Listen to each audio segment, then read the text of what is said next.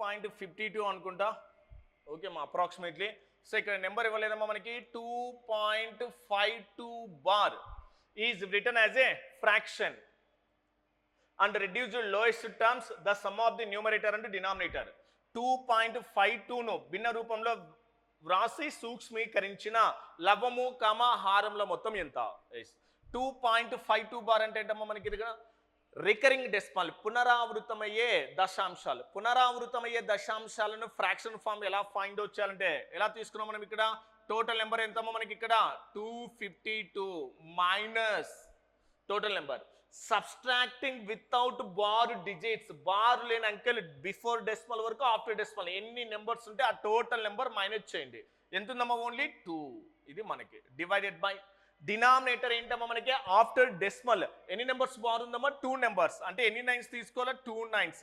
After decimal bar లేని values ఉంటే ఏం చేయాలి? డినామినేటర్లో జీరోస్ ఏమైనా ఉన్నాయా మనకి? లేదు. 250 ప్లస్ 2 మైనస్ 2 అంటే ఎంతమ్మా? 250 బై ఎంతమ్మా మనకి ఇక్కడ? 99. ఇది మనకి. బట్ ఇవన్నీ సింప్లిఫై అవుతాయి మనకి? లేదు. అంటే ఇప్పుడు ఏంటమ్మా మనకి ఈ రెండింటి యొక్క ఏంటమ్మా లవము కామ హారాల మొత్తం అడిగాడు. అంటే అప్పుడు ఎంత వస్తుందమ్మా మనకి? 250 ప్లస్ ఎంతమ్మా? 99 అంటే ఎంతమ్మా? 9 ప్లస్ 5 ఎంతమ్మా? 14 అంటే what is the next? 349. So what is the answer? 349.